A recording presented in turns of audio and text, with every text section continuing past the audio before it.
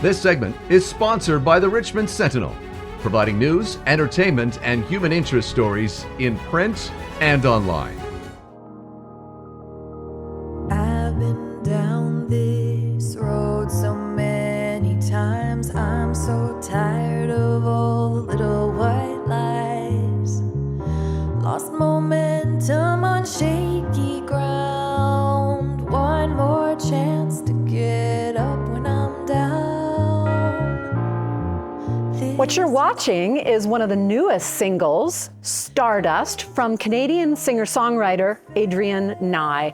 We want to welcome you to our city tonight. Thank you. Thanks for having me. Hey, and we should let our viewers know that song is from the new album These Winter Skies, which will be out later this month. We have to say, you came to us, and sometimes people come to our show in an odd, indirect way. But Leeta and I were sitting at Homer Street Cafe not long ago, and your mother starts talking to me because you're there for your father's 90th birthday. 90th birthday, Finds out about our show and says you have to have my daughter on the show, not in a pushy way. Next thing we know, we're listening to your music. We love your music. I'm going, yes, get her on the show. So anyway, welcome. Music is beautiful, Thank you so and much. you're Canadian, born in am, Montreal, but you managed to find your way out here That's too. right. Yeah. So, Just after high school. Yeah. we were reading your bio. You've been singing and dancing since you were 4 or 9. Yep. It's just ridiculous, and having leads in theater as well. That's right. Yeah. I started. I got my first show in Montreal in 1989. I think I was cast in the Montreal bilingual production of Les Mis, which was the first French production. They were testing a new French production of Les Mis and wanted to test it out in Quebec before it went to France. And so I was very fortunate to be in literally the only bilingual production of Les Mis that there has ever been, I believe. Yeah. Wow. One thread that runs through your bio clearly is the amount of training that you have had, stage, screen, the music, everything. How has that led you to where you are now? I mean, you can take all the training in the world, but you clearly have talent. How has that helped sculpt and mold that talent as a singer and a songwriter? That's a great question. I think it's life experience. Like, I think really when it comes down to is, growing up in the theater at a young age, you're exposed to a lot. You have to grow up quite a bit. You're, doing interviews, things like that, dealing with a lot of adults. I think I was surrounded by a lot of adults at a very young age. And so really just life experience. Just lots of different experiences that kind of mold you as a person, but also give you a well-rounded kind of view of the world. And you're soaking up. Yeah, you're soaking up all the different environments and a lot of different Mm-hmm. people, and I think it really kind of soaks in over the years. Wonderful. Tell us a little bit about some of the influences. I can hear different singers in your voice. Fill us in on Which that. ones? I would like to ask before I give away the farm. Harley Simon in there. Okay. Yeah, I can hear. she said that, and as soon as she said that, I went, yeah, I can hear that, yeah. But you can hear, like, following up what Leeta's saying, also, I think from a writing standpoint too, like Joni Mitchell, you can hear people like that, clearly people that have influenced you. Yeah, absolutely. I would say from probably my teenage years, I was listening to a lot of Sarah McLachlan, a lot of Tori Amos, Joni.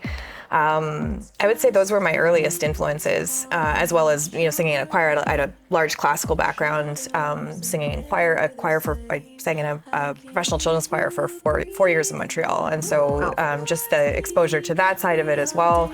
I would say Joni, Sarah, and Tori were like my three biggest influences, and also that was around the time that Sarah was doing Lilith Fair, so I had like all of the strong female. Which go back 20 years, it may not seem like as a big point now as it did then, but that was massive. That was huge. To have Sarah, what Sarah had to do to get an all-female lineup tour was unheard of. Across the country too, and it was huge, and I remember it being quite significant. I went with my sister, and just the sheer number of amazing women, and I think also at a time when there really wasn't much focus on women in the industry. Well, it couldn't make any money, could it? Right, and even now I still find like it continues to be a bit of a struggle in the music industry for women to really have a voice, particularly beyond a certain age, and so I think to sort of highlight that at that time and to still be fighting that, or to still sort of be highlighting that at this time is amazing. We love that you have actually fairly recently launched your own boutique indie label. label. Yeah, how about that? How did that come about? Well, it was really funny actually, because DistroKid, which is one of the major 3 distributors of music, has a field when you fill out the form to distribute your music. If you're an independent artist, you have to do those things on your own.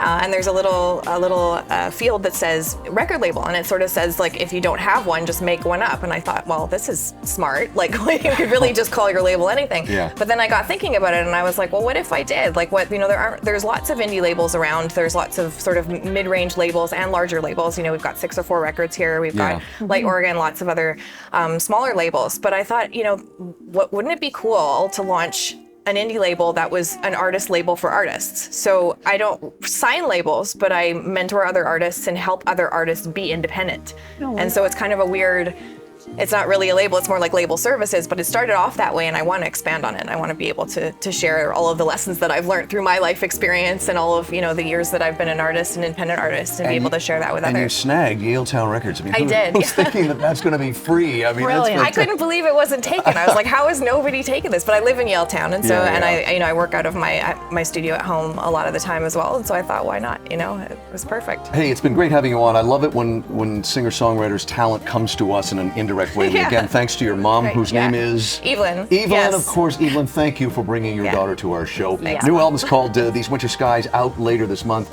AdrienneNye.com is where you can find out more information. Yeah. Look forward to seeing you on stage Thank soon. you. Thanks for joining us. Yeah. Thank Thanks you. for having me. Change is the way I've been. Just look up, we were made from stardust. This segment was sponsored by the Richmond Sentinel, providing news, entertainment, and human interest stories in print and online.